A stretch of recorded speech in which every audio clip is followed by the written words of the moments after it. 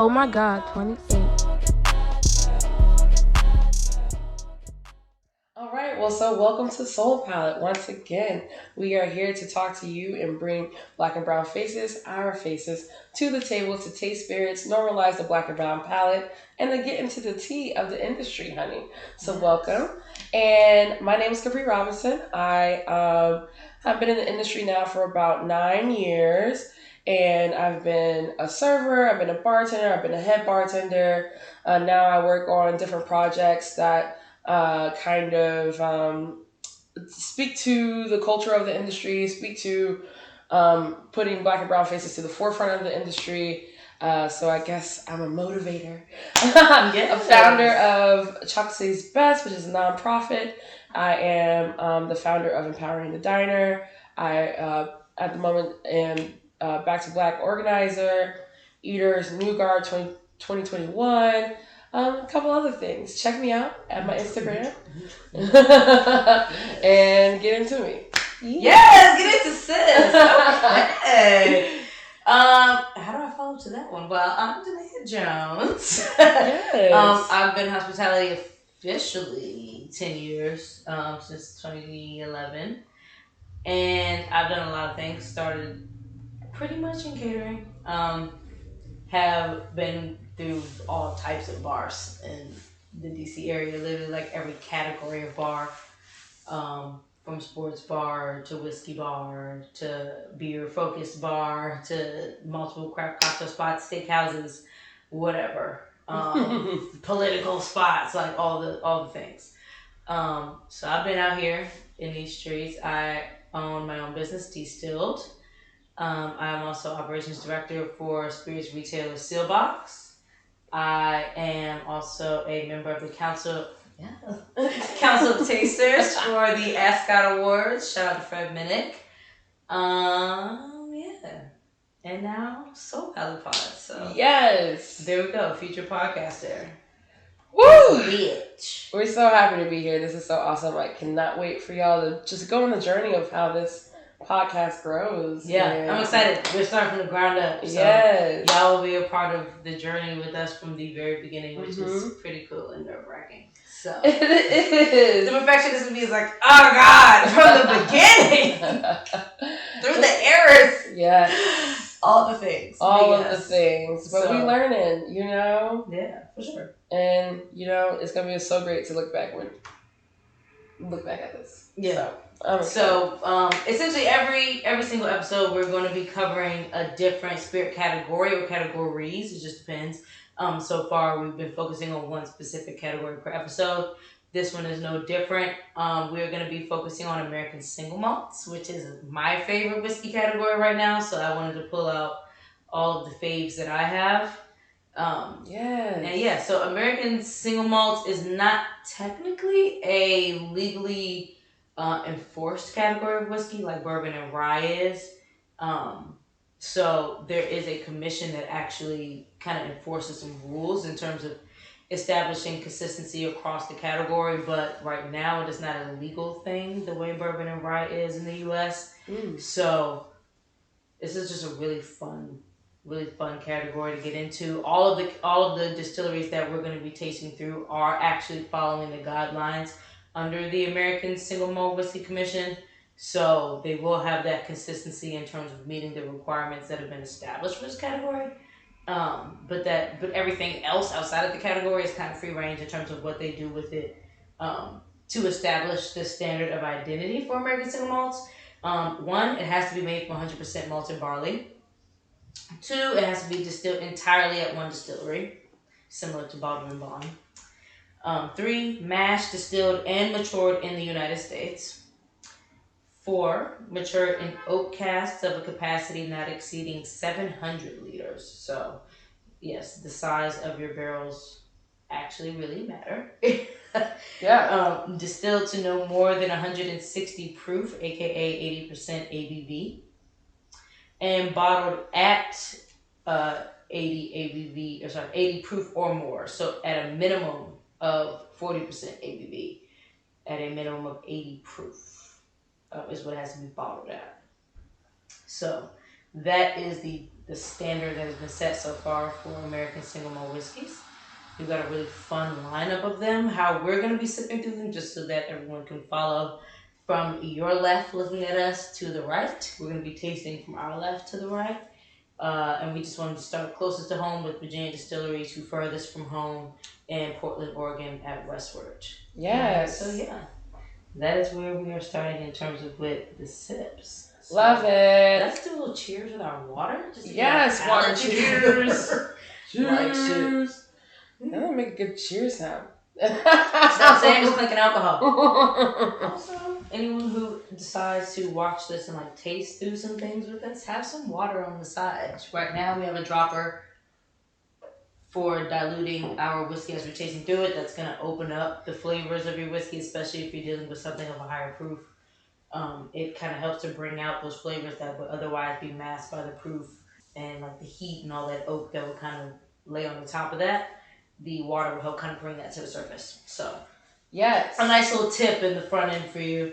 Absolutely. If you're tasting through something as you're like watching and or listening to us. Yes, and one of the biggest thing about our show is that if you're tasting with this or next to us tasting, when we taste, we say exactly what's on our mind. So first we bring it to the nose, we smell, shoot out whatever it brings to you, then we take it to your palate, on your tongue, taste, and you just shoot out the thoughts that come to you, because that's the only way that you're going to know what you like, we're going to know what we like, and we get to hear some fun things about the black and brown palate. That's what's going to make us unique. Yeah, exactly. Right. So first we sip. Yeah, exactly. Start with the Virginia Distilling. So this one is actually one that we had in Steelbox. This is the Scotch Trooper collab. Okay. So this was finished in cuvee casks. Ooh.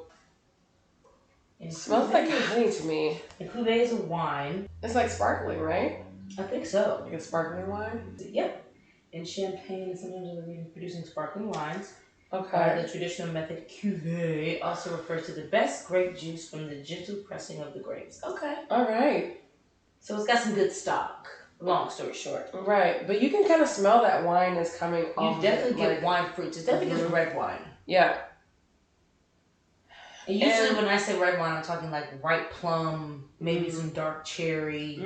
For me, I'm getting baking spices. I'm getting a little bit of nutmeg. I'm getting a little bit of cinnamon when I smell it. All right, I'm going to go ahead and I'm going to sip. Yeah. One thing that I just always love in a single malt is the notes of, and it's different versions of it, but notes of chocolate and coffee are always like, I was going to say this identifiers. There's so many spectrums of it. Like you can have fresh coffee bean before it even goes in the grinder. You can have ground up coffee beans, which is going to be a little more pungent because now it's been agitated and oxidated and oxidized, whichever word. And kind of run through the gamut a bit by being grounded up, and that's an even more pungent kind of taste and smell. And then you've got like the actual spent coffee beans that have already been ground up and roasted. Yeah. Which is a whole different thing. This is giving me more fresh coffee bean though. Mm-hmm. It's much lighter. Like just opening the bag? Yeah, literally like you crack the bag open and you're just taking a whiff. And the chocolate that it gives me, ooh. With the water, that just opens some stuff up. You see, Virginia Distillery is what? Dare I say like overcooked pear? I might be tripping, but like an overcooked like pie. It's definitely got a fruity profile to it. Wow, and then the water opened up for me a little bit of licorice from the nose, personally. That water did open it up a lot. It's like almost a little bit different. It is kind of like, I don't even know if, yes, cooked pears, but because it's almost giving me like, if pear, like if I was making like a pie, right? Mm-hmm. And that crust kind of burnt on the outside, but also had pear on it. It's like that. No, but literally, you understand what I'm saying? It's that. Because it's like cooked, but it's also like, it's not burnt as in torch, but it's got like a burnt kind of essence to it. It has in a good way. In a good way. That caramel, that smoky caramelized kind of taste to it, for sure. Yes. Just that is so tasty. Virginia Distilling has not disappointed me yet. I worked in, when I was still an ambassador for Owl's Brew, and I forgot what the name of the festival was, but it was in Baltimore. And Virginia Distilling was right next to me. And they were still relatively new at the time. because they were like kind of just introducing their initial lineup at the time, and their shit was really good then. I mean, they just started out the gate with some really nice, Just tasty, and they were already just strictly focused on single malts. So yes, I like that. It's really not nice giving me like. So recently, y'all, whiskey has been giving me like heartburn immediately. Like I'm like coming up hot over here in this area, and that did not do that for me. And I love that, and I appreciate that a lot. Especially when we're tasting like some higher proof stuff. Yes, which we happen to do a lot at Civox. So, so I was right. Okay, Livingston, Virginia is where that distillery is. Okay, yeah, need to figure out how to get out there. One of these days, we're gonna make our rounds. Okay, we're definitely about to make. We'll our see rounds. you. So, all so right. Let's get to our next topic. Yes, coming up. You with it or not? Okay. This section is where we talk about certain things that are happening in the industry and if we're with it or not. And in the world too. In the not world, even just industry, because kind of the world dynamics period already affect the industry directly, as we can see. Like if COVID taught us nothing else, it was that it was going to directly affect the hospitality industry. Seriously, which ripple affected into everybody else's kind of life, but. Yeah, so you would it or not, it can start very, very kind of out there in general, but then get very specific to the industry very quickly. Yes. So, for sure. Well, my first, are you with it or not? The world opening back up. As an unvaxxed person? Yeah. I actually am, and also not. Like, I'm very ready for the world to open back up, because I'm ready to be back out in the streets, vax or no vax, but... I'm not ready for 100% capacity places. Only because 0 to 100 real quick. Fast. And my only thing is, I actually like it at the capacity that it was just as a standard. Yes. Like, I don't need 100% capacity to place that I'm frequenting. I understand that capitalism needs it. Tells us, if the fire department says you can fit 250 motherfuckers in here, that's who you fit in here. But I don't personally ever want to be around 249 other motherfuckers for it. Wow. Not particularly. So I really enjoyed the quarter capacity, half capacity. Like, that was nice. It was really great. I like being forced to be separated from people. I don't necessarily want to hear my neighbor's conversation at their table. I don't necessarily want their chair to bump into mine whenever they have to get up to pee. Yeah. Like, I like the space and the boundaries that are set due to fucking COVID, which should have just been boundaries that were set anyway, which just brings it all like into Front Street that just America just really doesn't give a fuck at all about people at all. We saw that at the beginning. America doesn't give a shit. Not a goddamn one. Like what? Oh God. I mean, it's bittersweet. Yes, I'm ready to be back outside. I mean, for sure. A year is a long time. A little over a year is a long time. But at the same time, it was the way, especially here in DC, how it was like we all had 25%, and now in 2 weeks everybody's back at 100. Like restaurant went to 100% out of nowhere. I'm not with it in the facts of on the industry side, people were not prepared. That's what I was just thinking to myself, like. How does the industry prepare for after you've gotten this habit now, months of just having to prepare to do something at 25% capacity? Yeah. Now in 2 weeks you got to scramble to make sure you're ready for 100%. Like, huh?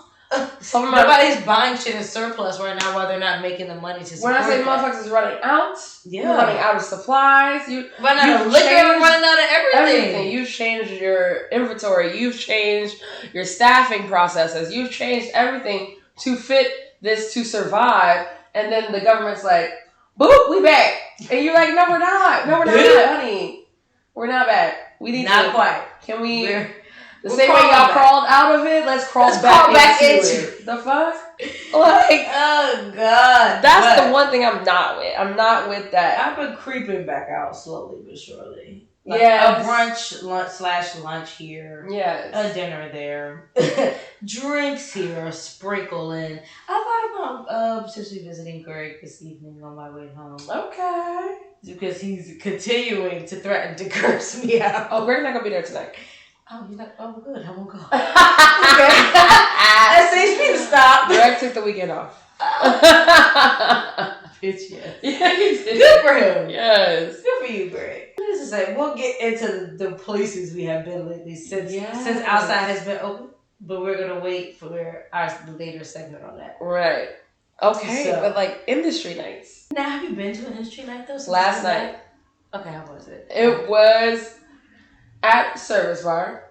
Okay, that's a good place to start again. Okay, and they did an awesome thing before they opened all the way back up to today. Mm-hmm. They did a friends and family and personally text people and said, "Hey, we're doing this. We're not open to the full public, just for y'all." Didn't even know. See, I didn't know who I need to know to get in on these text messages. Drinks were $2 each. Didn't even know. Didn't even know we walked in. That shit is beautiful. That's dangerous. No one knew until you got your check. So I was ordering. But that's great though, because you know what? It's also modifying people's intake. Mm-hmm. Like, don't tell them it's gonna be as cheap as it is. Yeah. But then they get that pleasant surprise at the end. It was so nice, and it was nice. It was good to see people. Mm-hmm. But I know that place is never gonna be like that ever again. It's never gonna have that much space in it ever again. It's gonna be balls to the wall. How many people was it totally think you had to guess? I think their capacity in there is like 75 or something. Yeah, It's small in there, right? I think it was probably like 40. Nice.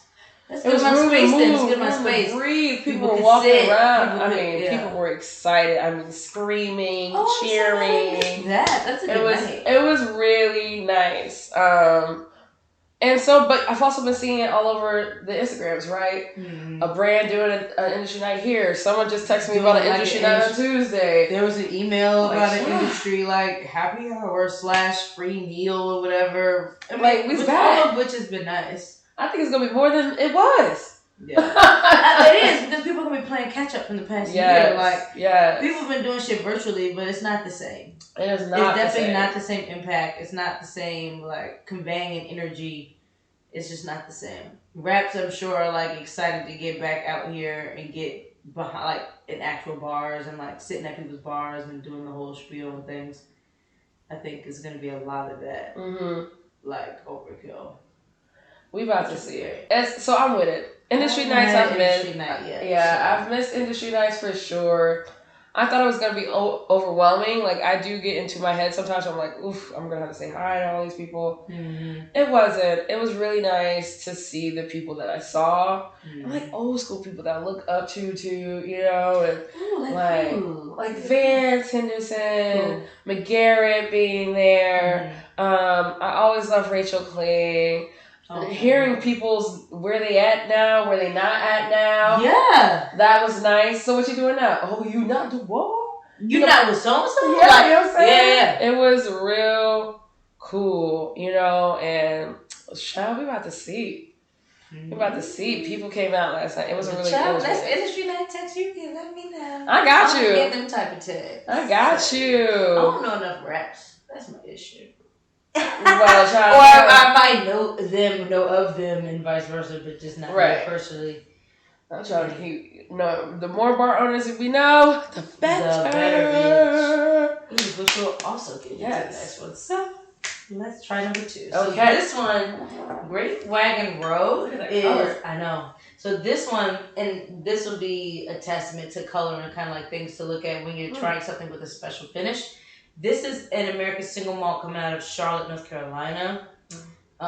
Their standard, their flagship single malt, the Rua Single Malt, is one of the top sellers at Sailbox by Minute, called it Whiskey of the Year. I think either 2019 or 2020. And it's just really good. So we had a Sailbox Select about 2 years ago, and it was with this. One of them was this sherry cask finish. So, as you can see, I don't have much of it left. Okay. I've been holding on to this shit for 2 years. Wow.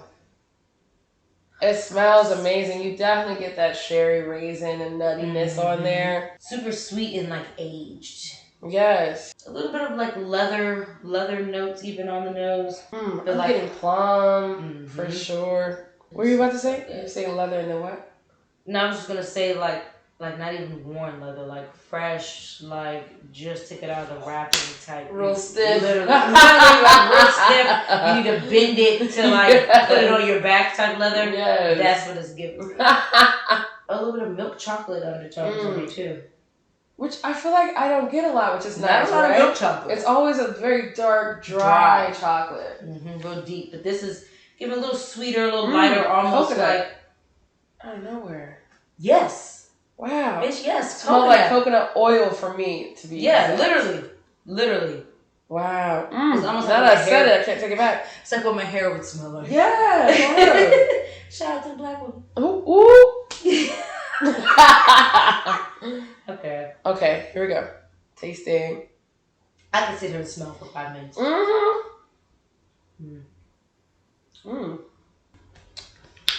When they say pronounce, that is it. This is giving pronounce. It is watering my mouth. Yep. It is my teasing watering the front of my tongue. The Got tip a of little my bit of tongue. tannins, a little bit. A little bit of dryness at the end, where the finish is still long, but... So when tasting that, it dries out. It was kind of fruity on the beginning for me. Very quickly. Like red fruits. And then out of nowhere, very dried out, giving me chocolate. Top me off, girl. Yes. Top me off, Thank you. A little water. For your daughter. Because you're looking thirsty.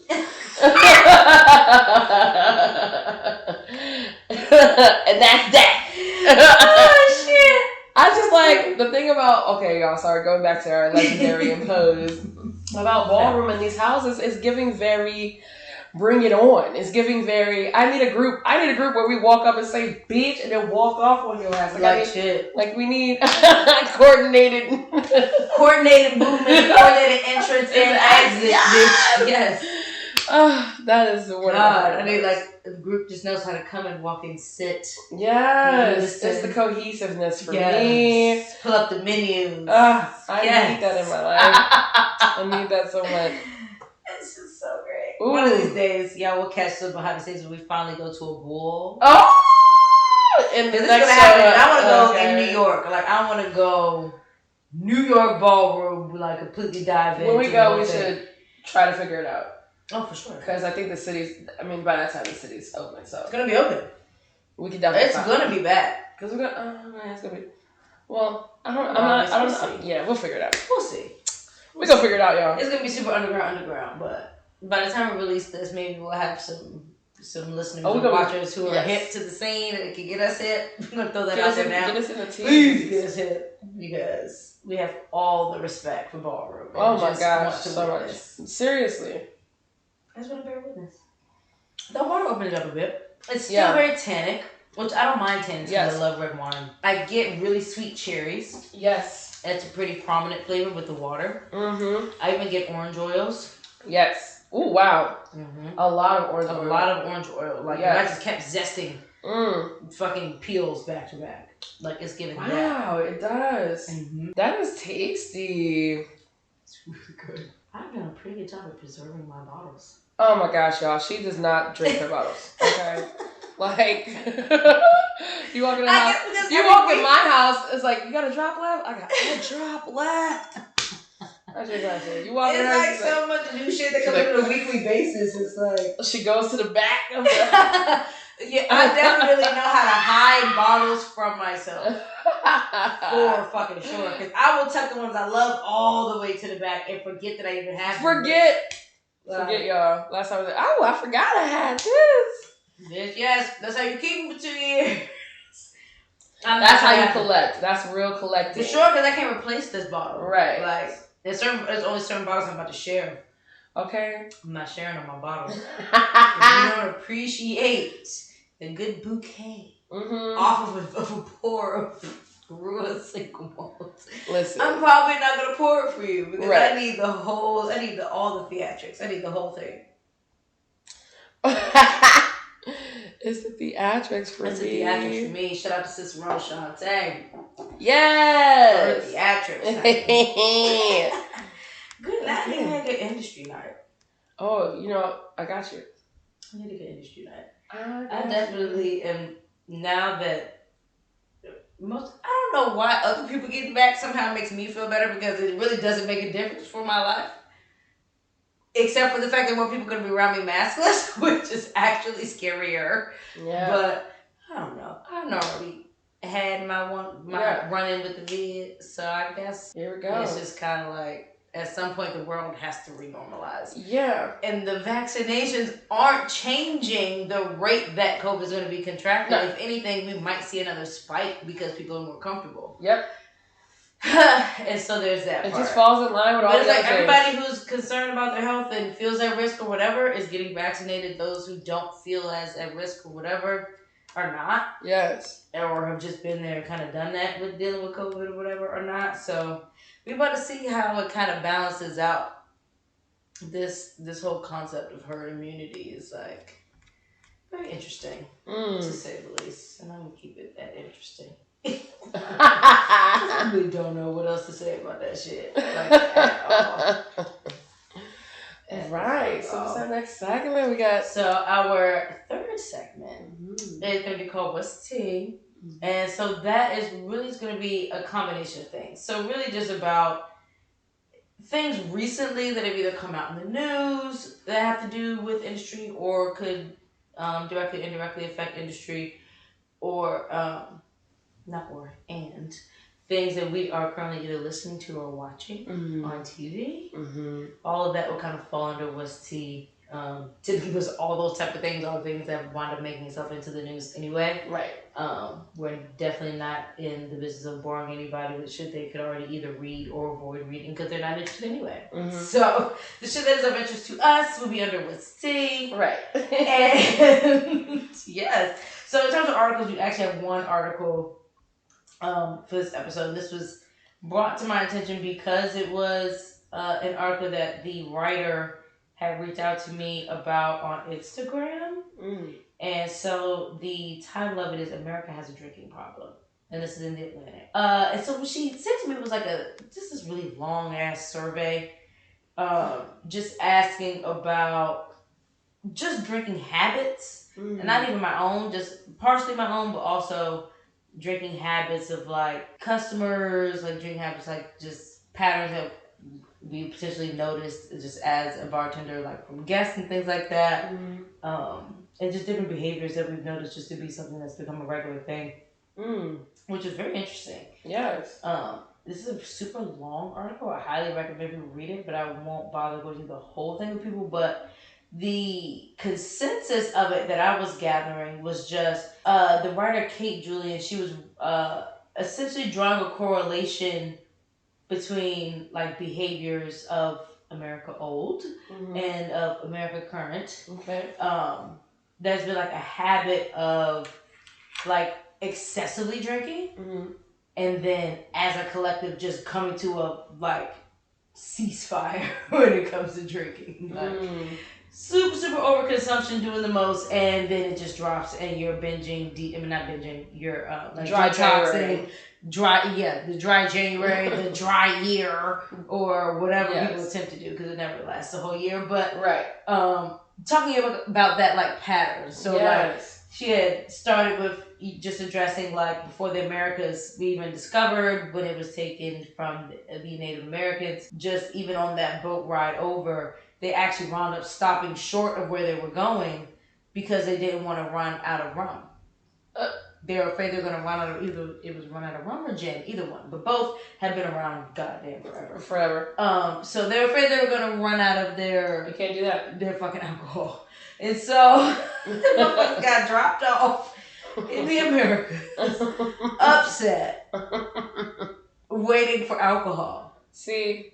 And the first thing that they got imported was alcohol. Why? The Native Americans are already growing food. They need to worry about that. Food's already being grown. We'll take what they have. We need the booze. What we need is our rum and our gin. Before everyone gets too sober. We need the booze. Like shit. And so she went from that to like talking about how George Washington made his way into office by having like private meetings with people, serving them alcohol, buttering them up, like made it into office. And once he made it into office and he realized that America had a drinking problem, then condemning over drinking while also having a distillery, and Mount Vernon still exists. in Alexandria. But yeah, so just this pattern of like, I'm gonna do the most up until it just no longer benefits me, and then I'm gonna be a hypocrite and condemn everyone who consumes too much. Like, which is like the habit. Same with obviously the rise of production of alcohol in the U.S. and then the prohibition hits, and then it skyrockets right back again. First of all, it never really stopped. Even when the prohibition hit, it was just underground. But the underground scene of it was very heavy, hence why we have so much of the speakeasy culture to refer to now, in more modern times, because obviously we're not really in hiding anymore, but it's just really fun to have like a hidden kind of spot. Yes. But that comes from a real place of wanting to continue to drink, even when it is against the law to do so. If that doesn't indicate a nationwide drinking problem, I don't know who does. I mean, I think the drinking that just not wanting to be told what the fuck to do. Like, it doesn't. It's hypocritical. So, while I understand the continuance to drink even during Prohibition, because I would have definitely been in the speakeasy. Of course. I would have absolutely either been behind the bar or a cocktail maiden, whatever they were called back then. So I definitely would have been part of the movement, but it doesn't make it any less hypocritical.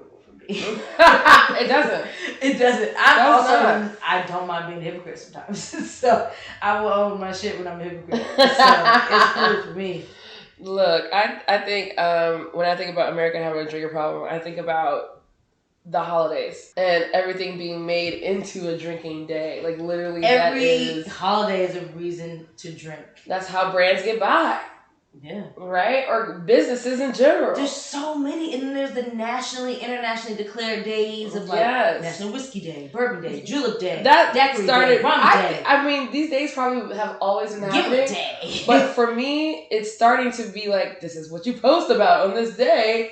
Like, it was heightened in 2020. Right? It was heightened. Like, how do we know all these days? I know. I had a calendar with every single There's gotta be a water international day. Like, where's the water day? Where's water month? Where we just detox on straight fucking H2O and give our livers a break. There is no such thing because every month has a drinking day in it. Every single. Seriously. Whether it's named after a spirit or a cocktail or just a holiday where there's a certain type of drink you drink on that day. Like, it's every month. Every month. Like, in Juneteenth, that ain't got nothing to do with alcohol. Somehow, though, there's going to be a cocktail from every brand for Juneteenth.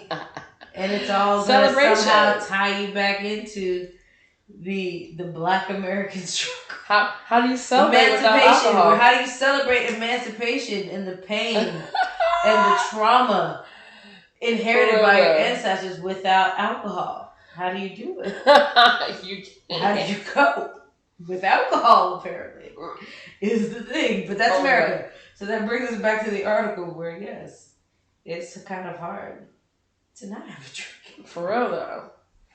I mean, I like to drink for almost everything. I definitely don't need an excuse to celebrate. No. I don't. For me, it's like, I've completed what I needed to off my to-do list. Wow. Let me make a daiquiri. That sounds refreshing. Y'all, I've been trying not to drink 3 days out of the week. Did not happen this week. Happened last week, though. Really crazy. And I'm trying to, like, go to Friday. And drink maybe Friday through Sunday. Yeah. And even then, not go crazy. Yeah. Like, and I don't even drink to, like, party and blackout. No. It's never my intention. It's just the fact that only thing that happens in my house is I'm drinking a drink or I'm drinking water. Yeah. Pretty much. So when I don't want water, I want a cocktail. Yeah. Pretty much, and then it's like you gotta drink 3 times as much water as your cocktail. Have to. For it to be balanced. You have to. And it was so funny, like you said, when you finish a task, right? So like when I would finish something, I'd be like, ooh, this would be a nice time to make a drink. Wind down with a cocktail. And I just have to tell myself, no, let's drink. Let's make ourselves a lemonade. So I was like, I could do this. Or a good mocktail. Make a cocktail I'm trying to do the mocktails. I have so many syrups in my house. It's like, I can do something. Girl, syrup, soda water, citrus. We done. And call it a day. And then I add soda. I'm like, damn, this would have been great with some percent. You just want that extra? That extra little Not little. Yeah, okay. Well, let's get into our third. Yes, let's sip on our third. So the third one, we're moving a little further to the Midwest now. Awesome. No, that's my second. That's my third. I'm about to say that color don't look right. So this is from Santa Fe Spirits, Santa Fe, New Mexico. Yeah. Lost Lantern did a single cast release. I think it's like 1 through like 10 or so.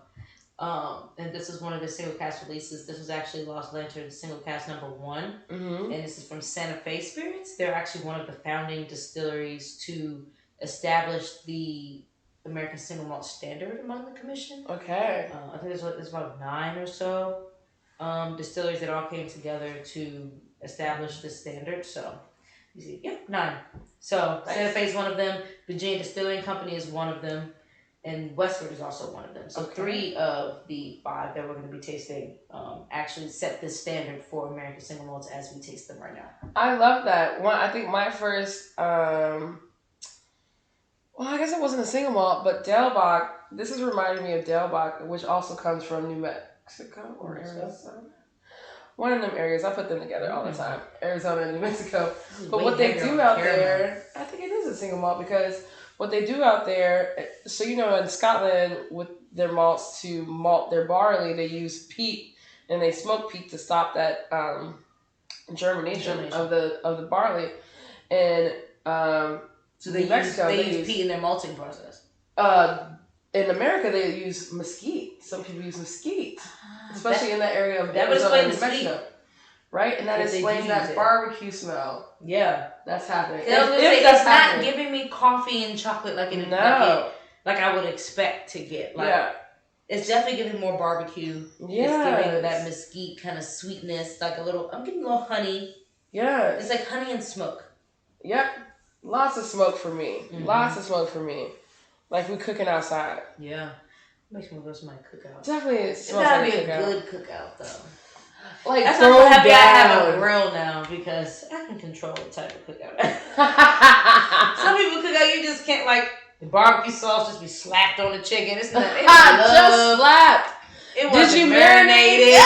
Did you marinate? That's how you know we eat with black people. It needs to be marinated. Please. I need to feel like my grandmother had this in the fridge, just sitting in the juices for 2 days. That's really it's about to fall off the bone. Okay. Because honestly, if I'm coming to your barbecue and y'all didn't talk about the days of preparation that went into, and I mean days. That's not a barbecue. This ain't no real barbecue. You threw together this fucking half-ass, haphazard cookout. You need to know that you've been marinating this for 12 hours or so. If you went shopping and bought a bunch of frozen shit and you just slapping sauce on it. Don't con me. Don't call me. I'm not the guest for you. Okay. I'm the guest that's waiting to taste the rosemary and the sage. And I want to have the chopped herbs up on the... I want that on my chicken skin. Falling off the bone. Bitch, I want good singed chicken thighs. Okay. With that... Yes. And I want a kick in my sauce. I want a little tinge of sweet. It's all types of expectations I have for this cook. I want you know what? I've been trying to find good barbecue. I want to lick on my fingers. I want the whole situation. That sounds so good. A good ghetto night. Licking on my motherfucking fingers, because that's not a normal night to me. All of that. I'm Queen Napkin. I'm trying to lick my fingers at a barbecue though. But I'm trying to lick my finger past my knuckle okay. For real life. Anything less is just not. It's just not acceptable. This is not right. I refuse to accept. Is this a real barbecue? As my standard of care. What is your real barbecue? Let us know. Fact. Yes, by the time y'all be watching this, it's all types of rooms for you to comment, subscribe, do all the things. So. For real. Definitely your favorite parts of the barbecue. I think they did. I think there's mesquite in this. Or smoked with... Oh, it's gotta be. Oh, wow. You know what spirit it almost reminds me of? Just in that mesquite kind of vibe. Yeah. The Ranger Creek Rimfire out of Texas. Okay. Also Midwest. Yeah. Technically. Or Southwest? We call that Southwest. That's good. I think we're calling that Southwest, not Midwest. Texas is Southwest. Yep, Southwest, New Mexico, Arizona, yep. It's right there in the middle. It's doing that of thing. The That desert it's thing. giving that. It's giving that desert vibe. Yeah. For sure. It's giving that, like, we have dry heat. We got tumbleweeds somewhere. This is definitely giving. I'm sorry, y'all. It's barbecue off rip. Like, it's just smelling that smoker. There's a bit of almost savory. I know salinity is not the word that Robert prefers to use when doing WSET. However, let me go with his alternative, which is wet rock. Mm-hmm. Yeah. I could call it wet rock. Yeah. It could be like a boulder that just got rained on. Yes. Like the petrichor. The petrichor, y'all. Which is essentially cement after it's been rained on. Yes. That's all it is. Petrichor. If you ever want to break out the words for the girls, petrichor is it. I'm gonna be whipping that word out for the rest of my life. For sure. Especially in tasting scenarios. Let's give it petrichor. Yes. I want the looks of dumbfoundedness to come back at me. Like, what is that? Oh, you didn't know? Okay. Let me help you. Because I did. No, when he told me, I was like, wow. When he said it, I was like, oh. And then I was doing a word thing. I think it might have been Power in the Diner, and someone asked when I said that, they were like, "Oh, is this like winter petrichor or summer petrichor?" Now, nigga, how you about to try to narrow it down even further, y'all? But look, it do be different. That's summer rain. No, it's different. That's summer rain. Because there's different from that rain that sits and freezes on the cement versus that rain that evaporates right off. And then you're smelling more like grass notes and things like that. Whereas I said, it's heavier in the cement and the salinity. It's the seasons for me. And when it's cold out. So they was on something, but still. I said, ooh! And I knew exactly it was summer at that point. It was the summer rain. I was like, it was a summer petrichor. That was tasty though. So we talked about the article and why America probably has a drinking problem. Mm-hmm. But the only thing I was gonna say about that, like just kind of in closing out of this topic though, after reading it, I did notice now that like quarantine is coming to kind of a close or whatever, people get back outside and that type of thing. People drank so heavily during this whole pandemic portion of life that I've noticed more and more in conversation, even with with you, we're talking to Greg, both of y'all were taking like a break, Blake was taking a break. Child, we don't take breaks, so that's everybody at the same kind of time frame. Yeah.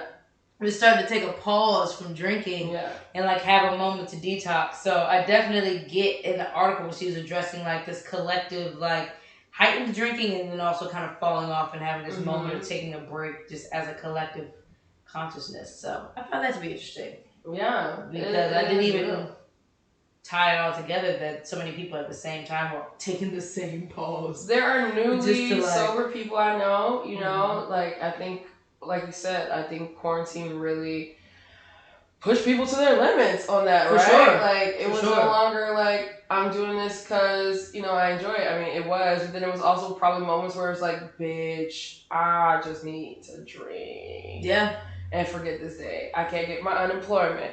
I can't get a job. Yeah. I don't know what to do. I'm in the darkness settles. And that sucks, right? That we reach for a bottle at that point. But I think people that did that are newly sober right now. Yeah. It showed them some lights that's I think it showed people what they were capable of, in a negative sense too. Just how far you're really capable of kind of going down the rabbit hole. Yeah. When you have that type of time on your hands. I'm never trying to have that much time ever. Well, no. I am trying to have that much time on my hands, but but I need the financial support behind it. I don't want that much time on my hands while I still got bills to pay and I'm still not sure where the check's going to come from. Okay. That's the only part for me where it's that needs to be a balance. Mm-hmm. Absolutely. So it's, for sure. I definitely found that correlation to be interesting. Mm-hmm. I really am taking my break because I'm trying to lose weight somehow, some way. That is also what's contributing to my let me drink less. Yeah. Because I feel just the further I've gotten into my career, it's just become more and more habitual. Mm-hmm. Because I'm working behind bars where I'm making drinks, tasting drinks, classes. I'm also at home trying to build my own business where I'm making drinks, tasting drinks, posting drinks. making content and actually making the real drink and not like using filler liquids or spirits or whatever. Like, I'm using real shit that I actually drink. So I'm drinking my fucking cocktails by the time I'm done with these pictures. Thank you very much. I'm not wasting my shit. But that creates the habit of just drinking just because you can. Mm-hmm. Like, having so much shit at your disposal like that, it becomes very easy to just do it just because you have the ability to do it. Yeah, for real. And that has definitely been my experience. It's real though. For sure. Mm-hmm. It's just become habitual. It's not even like, oh, I feel like I need a drink because I'm going to be upset without it. It's just kind of like, oh my God, this was really good. Let's see how this is with sour. Right. Let's see how this is with some strawberry and some rose water. Let's give it a whirl and see what's going on. And that just, it can spiral. I'm thankful that I have the cognizance to kind of catch it before it spirals and becomes like I'm dependent on it type thing. But I've definitely had to come to the realization for myself that it has become a habit. Yes. And it's a habit that I have to like break and not just reach for it just because it's within reach. Reform it as, from the habit. Yeah, For sure, honey. I have resulted to making cocktails, like when it comes to just content, like making cocktails with spirits I don't really care to drink that much or whatever. Like if I've tasted it and I don't really love it that much, I can make a cocktail with that as a stand-in for something else that I do really care about and I'm actually featuring. Like, and that way I don't feel bad if I don't drink a cocktail because the spirit in it I'm not as attached to. But I do get attached to my spirits. I am that deeply invested. She's not playing. That I have the ones that I will just not touch. It's really not a game. It's not a game. For sure. Whatsoever. So, for our second Legendary. portion of... Yes! See, now we just finished the finale of Legendary on the lovely HBO Max. Let's go to our fourth sip real quick. Okay, let's go to the because we do have a fifth kind of bonus sip that we'll do that we'll sip off of when we eat. So, now this one, Wanderback, is really cool. Yes. This is their batch 3. They actually have a batch 4 that's out. We never got it in its box. I guess maybe it sold out before it got to us. But their batch 3, I mean, all 3 of the batches is really good, but I want to say that's my favorite bottle on the table. I like that. It's pretty, right? I do really love the shape. Each batch is a different color or pattern. Oh, I love that. Yeah. And batch 1 is like this red pattern. Batch 2 has got this blue and yellow situation going on. Then we got the 3 for batch 3, and then 4 is like more yellow with like some accents of like I think black and white.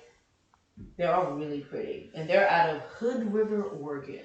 That's Hood River. Exactly. They make a amazing single malt though. I mean, the nose is just really rich, really sweet, but yeah, it's given like if I cook down sweet cherries, just like reduce them down to almost a syrup. It's like that smell. It is definitely that smell, and it is also giving. It's also giving fresh coffee bean before it even touches a grinder. I feel like I'm reaching a little bit on the nose. Like I feel like I'm trying to reach for more. For more stuff, yeah. All right, here we go. Wow. Tannins right up front. That was so easy to drink. It's super smooth. What's the proof on this? So smooth. Let me see. Proof on the Wanderback batch 3 is, I think all theirs are 90 proof, 45 ABV. Okay. Not bad at all. It's smoky, almost like ash smoke, or you know what it is, like burnt coffee bean. Yeah. Because it's still giving coffee bean. Yes. But it's giving burnt something. So I was gonna almost say like, it's definitely the way it tastes like when you get to the end of a J. But we can also call that burnt coffee. That plus in that smoke and the ash aspect for sure. There's something in this that's making I want to say apples on the nose, but It's like It's giving me torched apple. Yes. On the palate. Yes, like a very warm. Like if I literally put a kitchen torch to some apples. Kept that fresh apple at all. Kept that burnt skin on and bit into it. Or almost like an apple candle.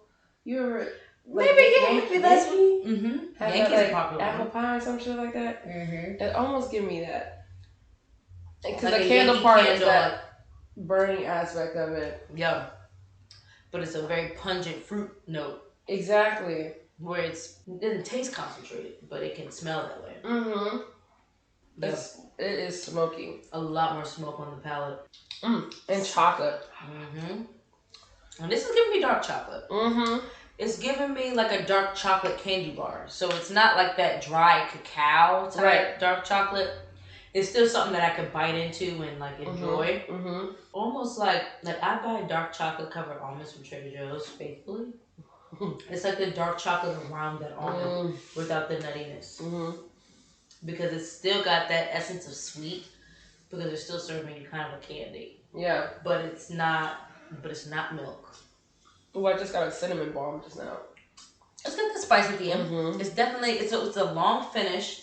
And when we talk about finish, it's literally the way that spirit sits on your tongue for the duration of that taste. Yes. So it can be a very short finish where you get those initial flavors and next thing you know, all of it's kind of gone. It can have a medium finish where you're getting some different flavors in the beginning and it kind of slowly but surely fades out. Whereas a long finish, like as we're still talking through this, I haven't sipped it again yet and I still taste it on my palate even now. And I'm still getting notes that were different from how it even started in the beginning. That's a long finish. Yes. Where it's just lingering and still giving you things to contemplate. If you still have tasted kind of one thing fully throughout and it's kind of tapered off, that's not going to be considered a long finish. This is definitely, and if we had to call this any level of like complexity, I would give it definitely complex. Like, for sure. Because it takes you on a journey of flavors. It's pretty tasty. I actually haven't broken this batch 3 out for over a year. That's one of my ones that's been in the cut. Tasty. But y'all, we have been.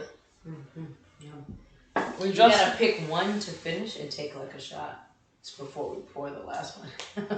Okay, I personally choose the Virginia. Okay, I was gonna say I'm gonna let you pick it anyway. The Virginia one for me. We gotta take it yet. We could wait and still sit.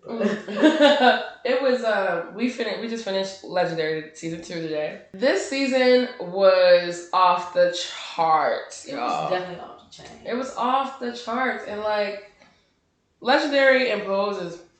Sorry, my introduction to ballroom. I guess that's my firsthand experience. I know it's not firsthand, and so understanding now what the elements of ballroom and voguing is, I felt like I was a judge on my chair in my couch. After watching 3 full seasons of Pose, 1 full season of Legendary, watching Paris is Burning, watching My House on Vice, which is a really great show that it was just highlighting, like it was focusing specifically on New York. And it was, I think, like 3 or 4 different people they focused on that were in the ballroom community, Tati being one of them. That was my introduction to Tati. Because at that time, she was 007, which just meant she was a free agent. So she didn't have a house. So she was going and just competing as her. Which was great. And it was just like, I loved watching that journey of like seeing her on My House there. And then seeing her in House of Mugler for Legendary. And killing fucking killing every category that she ate every fucking category. Woo! Just stuff like that just warms my spirit. I kind of want to rewatch it. Oh, bitch. You may have to tell me twice. I may rewatch her. I don't want to rewatch the finale. I'm the type of person that if I like something enough, like I still watch Sex and the City all 6 seasons over and over again. It's one of those shows I can play in the background. I know all the words. Yeah. And it never gets old. Yeah. And I still always take something away from it. Whether it's, bitch, how was y'all doing this in y'all 20s and 30s? I don't get it. Or it's like, maybe that's a good way to look at it. Like it's just something that I take away from it, whether it's what not to do or what to do. Yeah. So I would never get rid of Sex in the City. I would never get rid of Legendary. No. I would never get rid of Pose. I will So always. amazing. I hope Netflix keeps it on the lineup forever, but they probably won't because licensing will license. Yeah. They're gonna do what they do on the capitalist side, but yeah, it's just Legendary was everything. So Legendary was good. fucking everything. Season 2 was everything. Even though the judges was on that bullshit this the season. judges was on that bullshit this season. It was a bunch of bullshit. Bro, let's talk about judging, bro.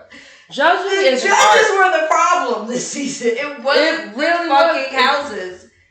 Where was the constructive criticism when you needed it? It was straight criticism. It wasn't constructive. It was nothing constructive. It was just like, y'all want people to like y'all. Y'all talk about some shit that sound like y'all want people to kiss y'all ass. It was like they read all the comments on Twitter last season and then didn't know how to act. Like now they felt the need to be overtly nice and like, I guess on one hand I get it. You don't want to crush people's souls. Because I don't agree with that either. Right. I'm not with that type of shit. I think that's fucked up. Especially when people like put their whole lives into something. Don't crush their dreams. Had shit. Tiffany had cutting honey like that. Tiffany tipsy boots.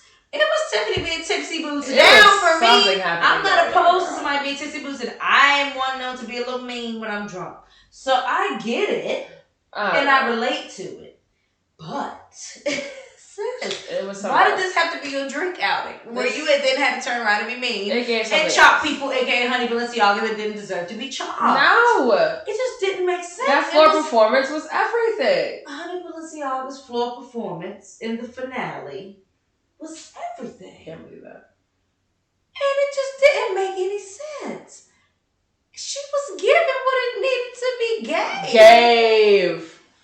10s across the board up until Tiffany's old tipsy ass decided to give her a chop. Oh, it wasn't a floor. It was a floor. It was a New Way. Yes, it was always New Way. And Honey was giving New Way. Mm-hmm. And just because she wasn't feeling Old Way, the whole team, and first of all, I don't even remember which person in Balenciaga was doing Old Way. It wasn't Cha-Cha. No, it wasn't Diego. Shit. It was Tariq Mugler. Khalid. I don't want to fuck it up. You know who he is, honey, but she was giving Old Way. Yes. On the final 3. And it was their first time. And it was Virgin. It was Virgin Old Way, New Way. Just to top all the show. So they was giving Virgin Old Way, New Way, and Miss Honey Balenciaga came out and served. It was giving served. It was giving kitty served. Kitty scurry across the stage. When I say the jaws dropped. Yes. Oh, giving duck walk and just the whole je spins and dips, giving everything. And was fucking slept on. Tiffany Haddish just with the upset. It was crazy. The wrong type of upset. Those who watch sports know upset is usually a good thing. Yeah. As long as you root for that team. Well, this one just wasn't great. So, Tiffany played, but then Balenciaga still came out and got the points that they needed. At the end of the day, they still saved their spot at the end of the day. Yes, they did. It was just the journey that it took to get that season 2 was a journey. 2 weeks of bullshit to get there. Like, fucking with Honey, I just don't understand. Why were they doing that? Y'all knew good and well, maybe because she was dealing with the passing of her, I think it was her sister. Yep, older sister. Also, Honey, sorry if I'm mispronouncing you, but everybody does the she, her, sis, all the things, and then it becomes a bit blurry as to what's appropriate to just regular talking about somebody. Right. Whether to use he, she, they, and so forth. So, feel free to correct me if you watch it. Hope you do. Right. I'll try to figure out how to send it to you. Like shit. No bullshit. Because we are a fan, honey. Definitely going to be tagging on Twitter. We're a fan. We are a fan of yours. And we don't like how they portrayed. Yeah, I don't like how they handled it. They didn't even portray you any type of way. It's the way they kept going after you for no reason, honey. And I didn't like that. Yeah, I wasn't feeling it. At all, because you can be confident when you're like, honey. Yeah, it was the lazing of having an ego for me, and I'm just like, if somebody is fighting for their house and trying not to go home, I'm not expecting warm, bubbly, kiki. No, I'm like, expecting this. Bring me in. I'm expecting passion. I'm bitch. expecting energy. I'm expecting confidence. All of which I felt like we got. But they were just looking for somebody to give them like Mr. Rogers' Neighborhood at that point. And that was not what it was supposed to have given. The judging, not at all. The judging on one hand, so when somebody else is like angry in the face and damn near crying and channeling their past friend and da da da, yeah. You take it and you embrace it at that point. But then when it's like somebody who's dealing with a similar thing, going hard with this straight face, but they're flawless and they're fluid and they're clean in their lines. And they're doing what needs to be done, and they're making eye contact and doing. Well, like, what else do they need? What else? The fuck, niggas human. Why do still, I need to cry like, for you? Niggas human. Why do I need to cry for you? Why do I need to make you feel? I'm not about to cry just because that's what that will make you feel better. The judging was too personal for me. It was like wanting too much of a personal. Like, I need you to make me feel something. Like, why can't we just flow with them on what they're feeling? Let's talk about the fundamentals, and then let's go after that. Exactly after the fact, but. I mean, either way, she saved her house. Okay. And they made it to the final 2. Okay. And they did what needed to be done. Okay, gave chills multiple times throughout multiple times throughout the entire season. They didn't quite give what it needed to be good compared to Mugler. Ooh, okay. One superior house. I got $100,000. Yes. Cheers to Mugler. Cheers to Tati, honey. Yes, Miss Tati, Miss 007. So good. Turned House of Mugler. I'm here for it. I think it's so great. I love, but that's what's so great about like documentary style television is like. Do you want to be a legend? Yes. Do you want to be a statement? Oh, a star. Legendary. All I really wanna be is an icon or a statement. No, it's legendary. Y'all, sorry. Hey. That's me in my house. That's like that nobody crickets. Me, all I really wanna be is an icon. Every time Walmart goes, legendary. It's legendary. It's legendary. Ooh, I love it's such an easy one to get stuck in your head though. Like shit. Y'all, I'm about to get my first tattoo with D. And I think my second one's gonna be legendary. To this podcast. Legendary is a good one, bitch. Legendary is a good one. Just and it's like if you ever wanted to do a back tattoo down your spine. Ooh, legendary. That's an advance. I was gonna say spine tattoos hurt. I have one, but tattoos hurt. Period. So it's kind of like, damn it. It's all artwork. It's about where you want the art to be. I know. And I think legendary down your spine could be tight. I ain't got a back like that though. Girl, why not? John gonna be like legendary. That's my role. Legendary. Bitch. It's missing some letters. Hold on. Now we got this workout kit. I gotta stretch it out for you. Say, yes, hit that downward dog, bitch. Shit, had a right nighttime companion. Legendary. They're gonna take it in. Well, cheers. So yes, we're gonna do our. I haven't finished watching. I just started watching Pose season 3, so yes, I've watched it. We'll probably come. I haven't seen the very last episode, but I have seen all the way up until finale part 1. So, oh Lord, ooh, you got a lot left. Cheers. Tell ya. Pray for me.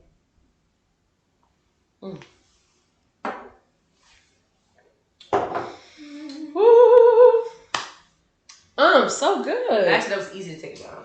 That was so tasty. Virginia Distilling, y'all did that. Like Virginia Distilling makes consistently great juice. Hands down. So tasty. And so, our final kind of like bonus taster is from Westward Distilling out of Portland, Oregon. So we're still in Oregon right now. Yes. Staying on the West Coast. This one is a barrel pick I'm actually proud of because I initiated it. Oh. So I narrowed down 6 barrels to 3. Oh, good. I had narrowed down 6 barrels to 3. And then sent the 3 to Blake, and he actually wound up picking the one that I ultimately wanted anyway, which the universe manages to work that out, I guess. Because we just have very similar palates, which is wonderful. So even if he just picked something, or I just picked something, we can kind of trust that the other person picked something good, which is nice. So yeah, I really am happy with this barrel. We went through the most hoops to get it. But yeah, it's finally in. It hasn't gone up for sale yet, but it will be by the time this episode is up. So, haha. Yes, and I got my little Westford gloves. Yes. Oh God. One thing I really like about Westward's just lineup, period. About their whole lineup is that their whiskeys are fruit forward. Mm-hmm. Fruit forward, just period. Wow. They give you everything else you want from a single malt, but fruit forwardness is like a really big indicator for them. And they're another one of the I'll call them the initiating 9. Yes. Established. And if y'all ever coin that, we need our coins. Well, Dude does. Initiating 9. Okay. I'll be waiting in the rafters for my percentage. Yes. God, yes, it's so fruit. It's like giving really ripe tropical fruit, almost like tepache. Yes. Like pineapple that's been sitting, mango that's been sitting. Also, 8 mangoes on the way here, so I'm gonna be biased, but like, I've been obsessed with mangoes this summer. Mangoes are delicious. Every 2 weeks, I'm buying mangoes. That's good. It's great, but I'm just like, where the fuck is this? How many are you going through? For me, like 5 in a week. I mean, that's good. One a day. Yeah. Like as my breakfast, I'll do a mango and like some green tea. Nice. And usually that's it for me lately. Yeah. If not like with a smoothie. I'm getting the tropical fruit. I'm getting milk chocolate. Yes, for sure. I get a little bit of when you wood. said tea, it made me think tea coming out of here too. Ooh, like what kind? Like black tea? Green. Ooh. Like a brewed green tea. Yes, a brewed green tea. Brewed green. Mm-hmm. Yeah. I could definitely see that. You know what? It's weird to talk about smelling like the herbaceousness of like a tea leaf in a spirit. So I'm glad we actually called that out. Ooh, it does. It is giving me that for sure. All right, let's do this. Yum. So good. Ooh. You get a little brininess. Ooh, that is making my tongue tingle. Ooh. Right, it's got a lot going on. Peaches at the end there? Definitely getting stone fruit.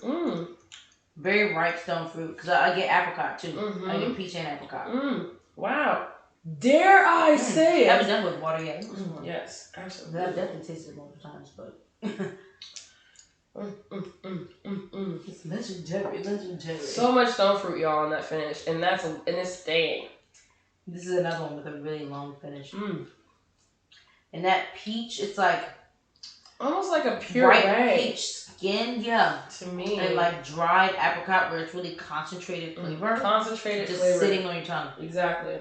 Oh, wow. With the water, it just opened up so much on the nose for me. Damn, it feels...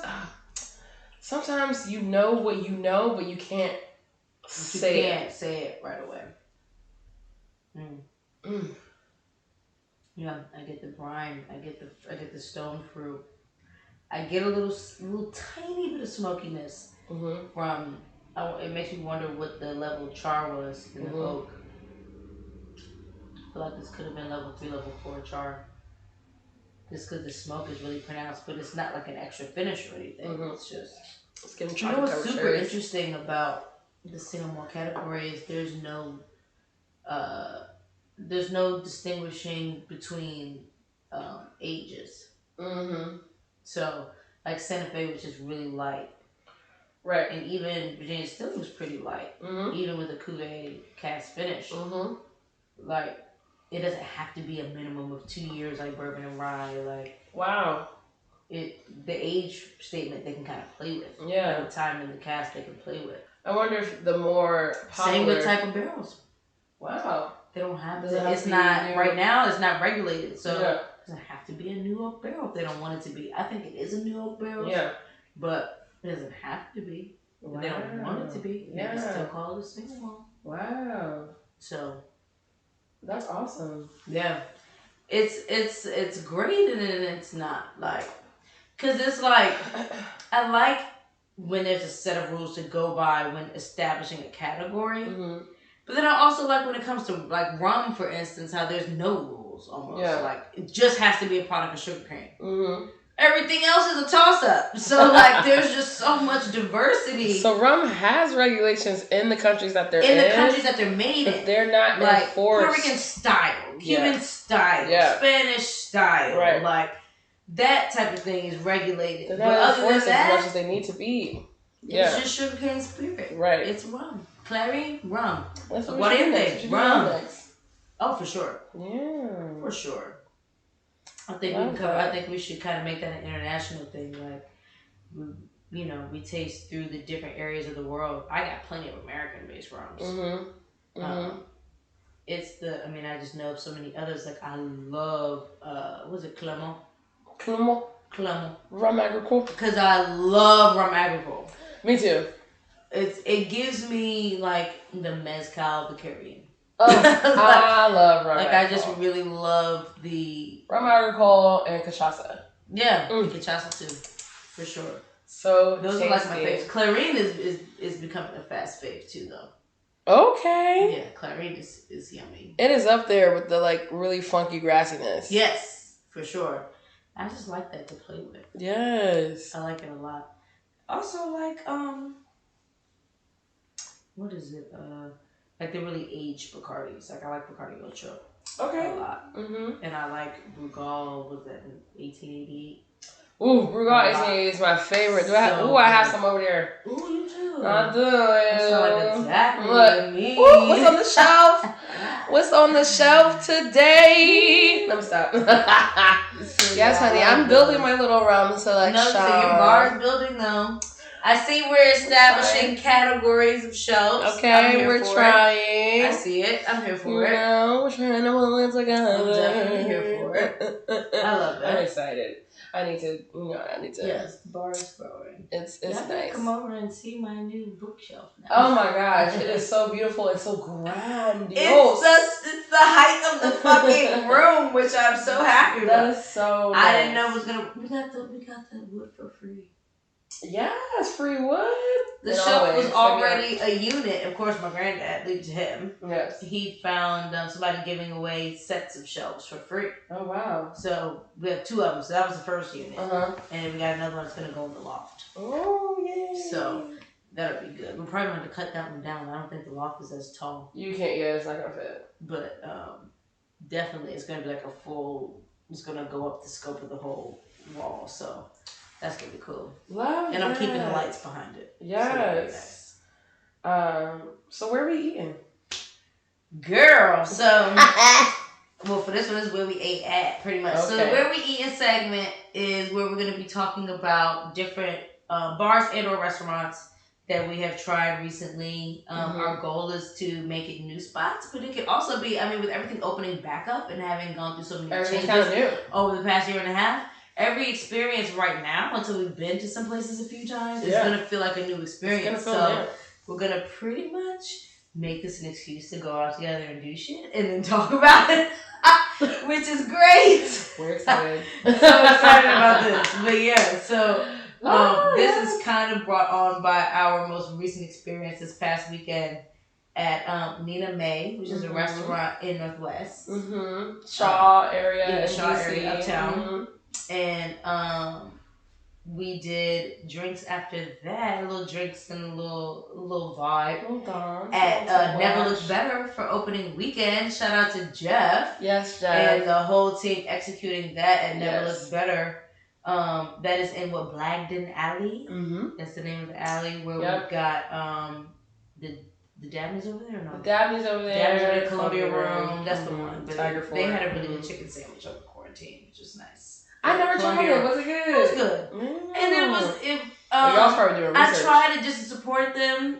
And I was like, okay, I'm writing a chicken sandwich. Like, I can go to Romy Rooster for a chicken sandwich. It's black owned. But I like Columbia Room. And so I was like, just supporting them and trying out. I'm going to try different chicken sandwiches and compare. Whenever you want to go to a tasting, let me know. Yes, bitch. My girl runs that program, so. Oh, a Columbia Room? Yes. Oh, yes. Yeah. You said no, but thank you. Ah. You might have gotta do weekdays because you work weekends. Well, it's gonna, They gotta be weekday evenings. Yeah.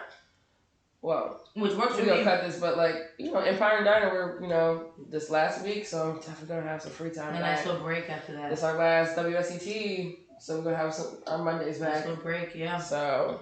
Good job. It's a break from WSET, but not at the same time. A break on like the catch-in with everybody. Yeah, it's really on your own right now. Fucking the instructor. I won't even say no names of instructors because our go-to instructor Rob is fabulous. Rob is really fabulous. But our instructor for WSET level 3 was just not giving what it was supposed to. I was confused. It wasn't much accessibility. It was only via chat. Mm-hmm. And it was like, she doesn't say anything except please reread such and such section of such and such chapter. Where is the constructive criticism? Like, help me out here. Doesn't tell me anything, sis. Lord have mercy, y'all. What is it? I struggled through this course. Yeah. I really did. I'm still struggling, but we're going to figure it out. And I think I'm going to pass. Are a struggle, period. Because I just don't do online classes. Like, I had to take 2 classes online to graduate college because seriously, I just needed like a last 2 points or whatever. It was the hardest classes I ever took in my 4 years. It's so disconnected. Unless I'm required to be there and focus within that designated time to be there, my mind's not there. No. I've always had other things going on at the same time. Yes. So it's like, online studying is so hard. I'm trying to fit it in my free time, it feels like now, instead of like a designated class time. Like, it's literally free. The only reason that WSET is great is because I feel the obligation to have my screen on. Yes. I feel the obligation to have my sound on. Yes. I feel the obligation to be physically present. We class. That works. It's class time. It's like an hour and a half max. Like, I can deal with that. We can do this. But no, the classes that I was taking in college to finish out my fucking credits and shit. I never finished, y'all, so there's that. It was the most. It was a lot. I did an independent study course. I had to write a 20-page paper. What? And I was responsible for the entire course. Like, I had to set my course syllabus out myself. I had to assign a professor to monitor me and do progress checks with me. I had to interview people within the industry that I was studying and do a 20-page paper. Even so, it was better than having a teacher tell me what to do. So I was like, fuck it. That's true. For me, it was worth it. I was like, fine. I decided it myself. I'll take it because I did it myself. Just don't tell me what the fuck to do. And I'm okay. Jesus. That was good. All that mattered to me was not being told what to do. That's real. And I just wanted to control my hours. That has been like the consensus throughout my life. Don't tell me what to do and don't tell me how to spend my time. Let me do that. And I'll just show you that I can do it. Point blank. Give me autonomy over how I spend my time. Yeah. And I got you. Because the time you think I'm going to take to do it is not the time I need to do it. Right. Period. And if I do need that type of time, that's for me to decide, not you. Mm-hmm. Okay. Keep all the names. Why did we go there? Oh, but Nina May. I was like, what are you talking about? No, we were talking about Nina May. So y'all. Seeing that you introduced me to this place, tell us a little bit about Nina May and how you even came across it to even decide. Google. All right. So I wanted to go to this place called Oyster. Because my girl is taking on the AGM position there, and I went to go see her, but she went out of town. They closed down. They did some. I think they all went on a trip or something, which is pretty cool. But I was like, okay, I can't go there. So where else can I go? And I think I Googled like new restaurants or restaurants in Shaw or something, like just like best restaurants, best dinner or something like that. And it came up and it was the top one and it had 4.8 stars. Oh. That's a high. How many reviews though? I think on Google there was like 70 reviews. That's not bad. Yeah. That's still not bad. So I was like, damn, because you don't really get. Because 70 people, and you average 4.8. That's great. So I personally probably would have gotten a 4.6 personally, maybe a 4.6, 4.5. 4.5, yeah. But I really enjoyed myself. Our server was awesome. Jesus was really great. He was definitely a 5-star server. He was a 5-star server, you know, and y'all, we'll talk about that another day because that's that's a whole other topic for a whole other show. Yes. Bro. And as we keep getting into what we eat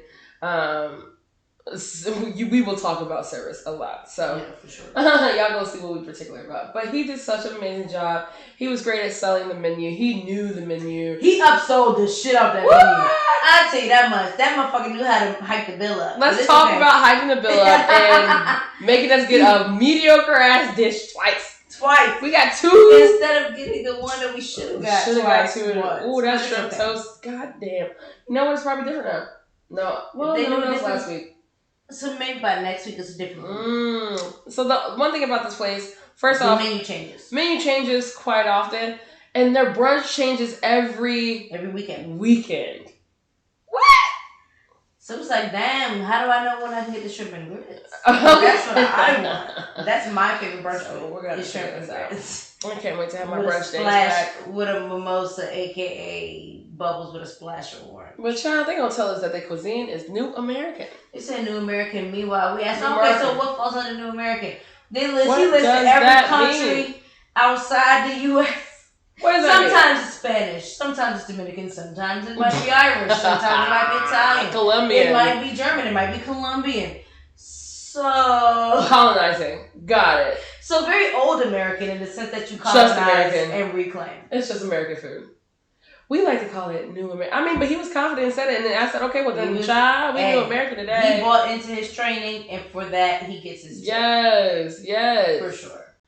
So after we went there, we went to Never Look Better. Yes.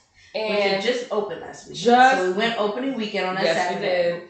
First off, y'all, we walked up, there was a line, we wasn't having it. It was a club line. Like, it was given, like, if college days, if you was in college, like, 2010, 2011, you was going to Ultra Bar, you was going to Love, you was going to, what's that joint that started with, like, an I? You know, yep, it was on but, like, the 5 different rooms. In Ibiza? Ibiza. You was going to them type of clubs? Yes. It was, like, that type of line.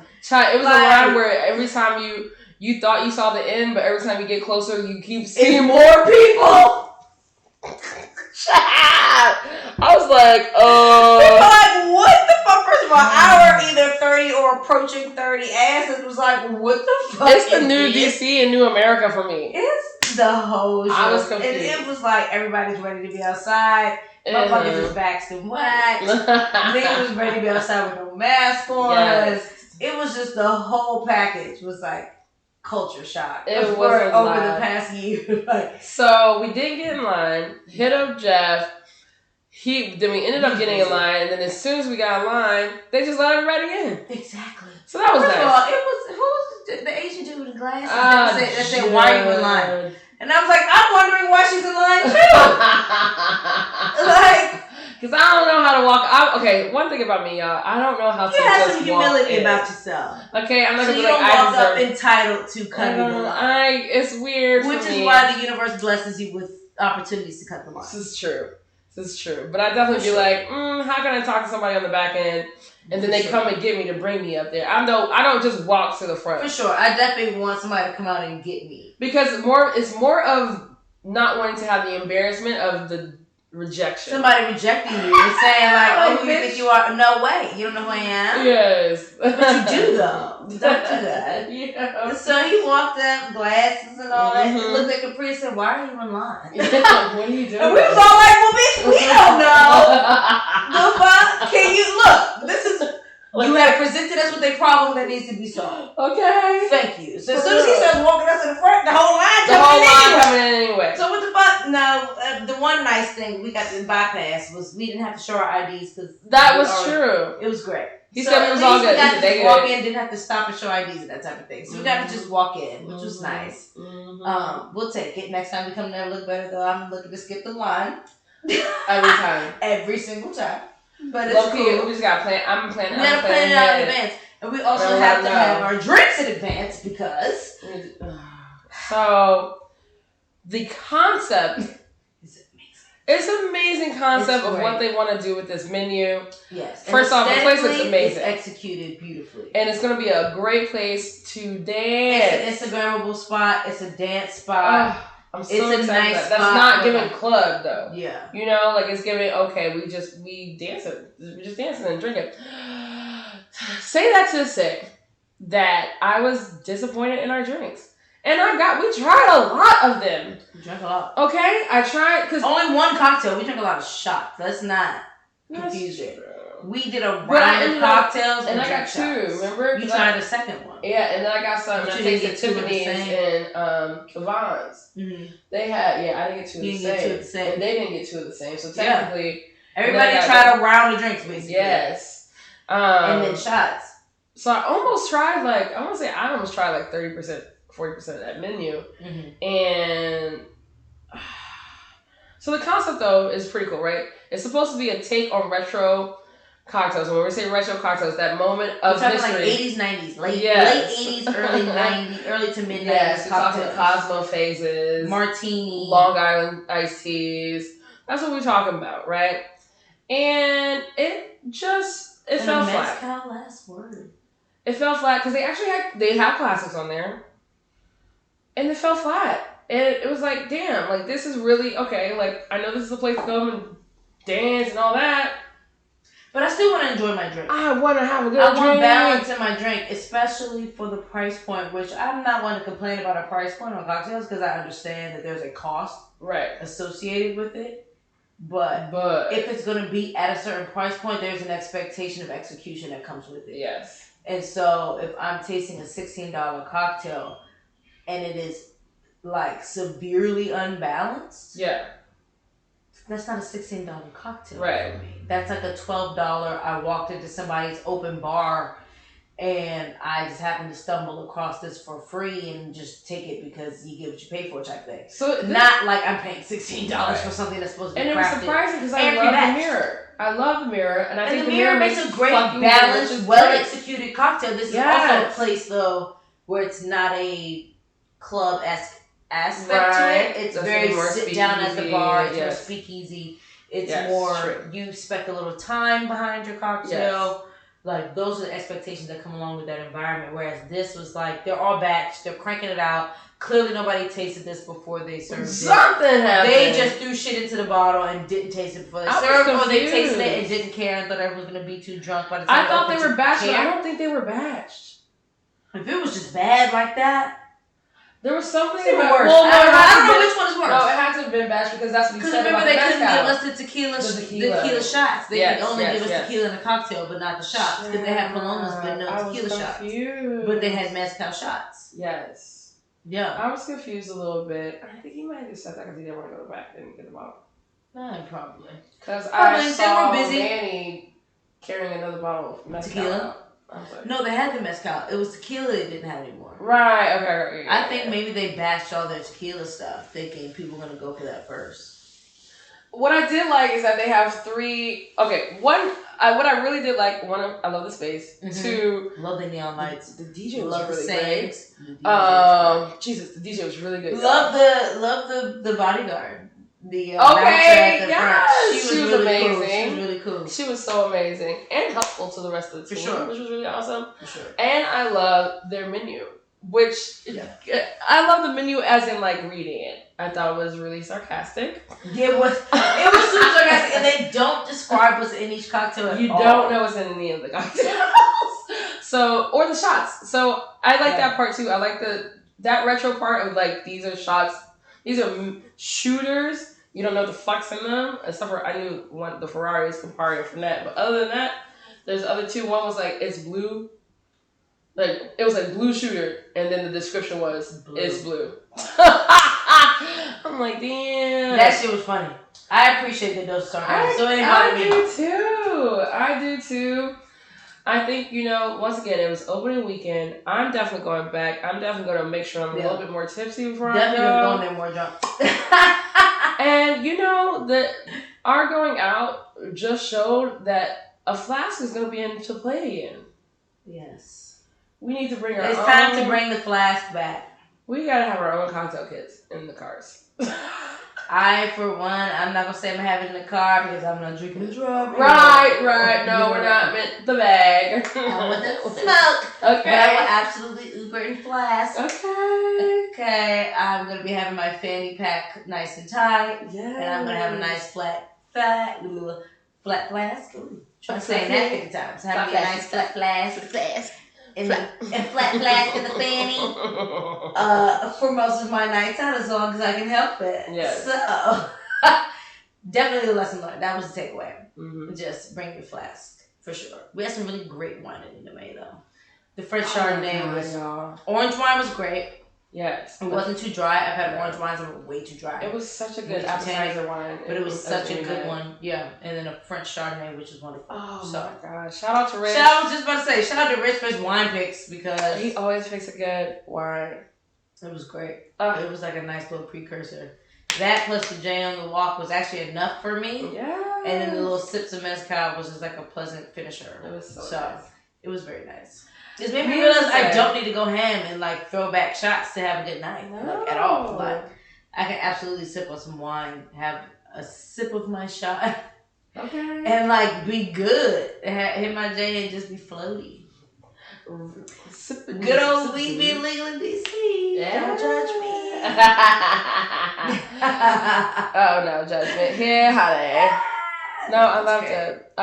Needless to say, we'll be back. I want to go back to both of those places. Yeah, for sure. Don't know when, but I'll go back. The next one in May, I think, will be a brunch. I think we should do a brunch. We have to. We got to figure out when you'll be able to do a brunch. It's going to be when you're working like the afternoon shift. Oh, you're right. Mm-hmm. Probably next week. Because she switches us. Because I'm opening this week, so. So it's like 10 to 6 when you open? Yeah, 10 to 6 when I open. Mm-hmm. Okay, guys, I can't wait. There we go. We might have our brunch experience by next week then. Yes. So, wonderful. And then we'll try a new bar. Yes. Y'all will know. We'll try like a late night spot. I gotta be able to like after brunch take a nap and then come back out. I'm talking. If you're not napping, you capping. Hey! I'm not napping, you capping. Like, how are you surviving out here in these streets? I need a nap. Mm-hmm. The fuck? I turned 30 this year. I need a nap. In the middle of your day when you're trying to drink all day. It doesn't count. Put on your the break don't count. You need a nap. It's nice because you wake drink up like water. Mm-hmm. It forces you to stop, pause, drink water, rehydrate because you lose water when you sleep. Forces you to drink those chugs of water afterwards. Mm-hmm. You need sleep because when you're sleep deprived and hungover, that shit sucks. That nap helps. It really. It all just does your body a great service. So that's a good takeaway. We need to give drinking tips on these. We will. Drinking tips. There might be another segment. Stay tuned. Pointing. So we don't have too many segments because we already went through these.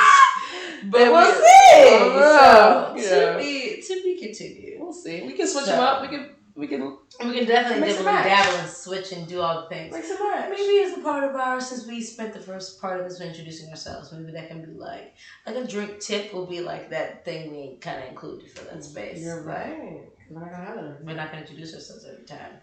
Y'all gonna have to come back to this episode if you want to take. Okay. Behind the career too. On those type of things. Though there'll be tidbits that kind of spill out into conversations that are relevant, of course, but y'all got what y'all got and what y'all get and watch this in order to get it, honey. And that is our episode. Cheers, y'all! This Western was like the perfect one to end with. To the official. It's like the most complex of the lineup. Episode 1. Yes, the official. That's a clink. Mm-hmm. Oh my God, 28.